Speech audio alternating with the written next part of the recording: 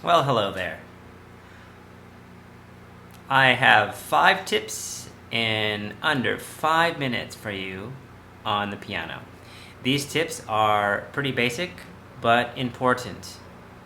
Okay, so it's always good to go back to our foundations, even if you're an experienced player. And if you're a new player, then it should be pretty helpful. Tip number 1.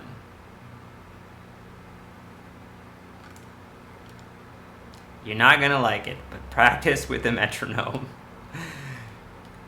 It's so easy to play out of time when you're nervous and you're performing. You can get too fast in places that just feel uncomfortable, or too fast when you know it really well and you just speed up because it feels easy.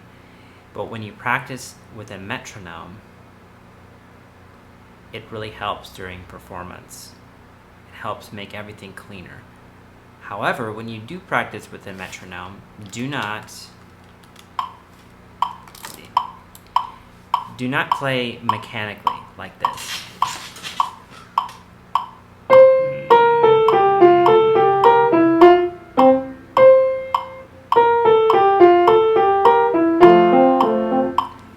Okay, so if you're playing like that, then it's not helpful because you're going to move in a way that's not how you'll play it when you're trying to be musical.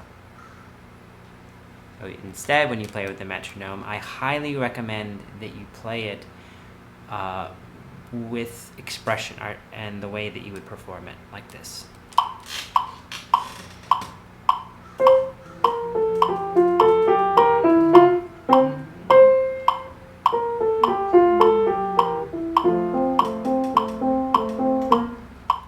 Tip number 2. Smooth is slow and smooth is fast. What? So start with smooth and slow, and that leads to smooth and fast. This passage that I learned in Bach, I didn't start fast. It started smooth and slow.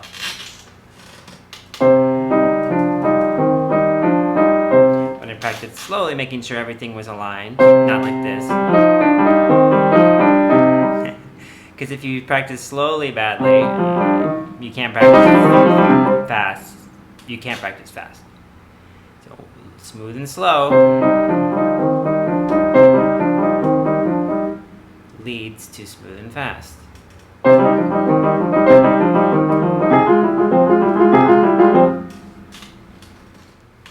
Tip number 3. You're gonna not like this one too, but start with scales. I said the word scale. Students don't like the word scale because it doesn't feel good for your hands and it doesn't sound good to your ears, so who would want scales? So you need to practice them though, because just like if you were working out at the gym, you have to stretch. Okay, if you're gonna work those muscles and really strain them, you need to stretch to be safe. Same thing with scales. Now, they don't have to be super fast.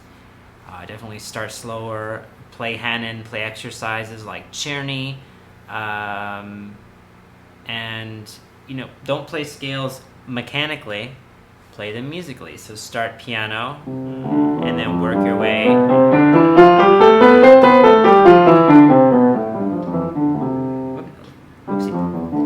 And work your way down, or play them staccato.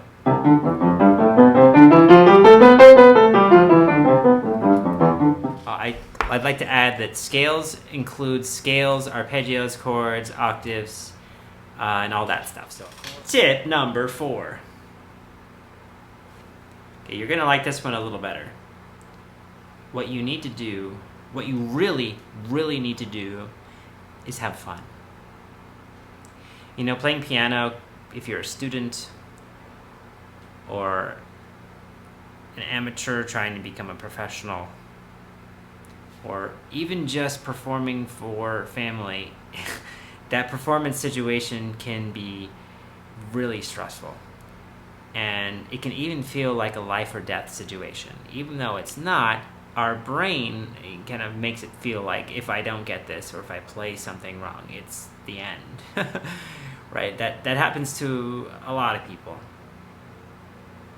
So when it comes to playing piano, make sure that you have fun as well as being very serious. Like, if it's serious all the time, you become brittle and fragile. So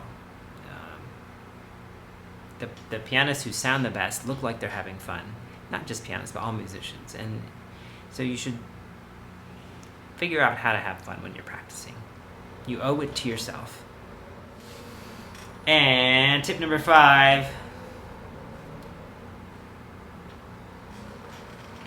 What is he grabbing? A nice ceramic Japanese mug. Oh, this is an advertisement for Japanese green tea.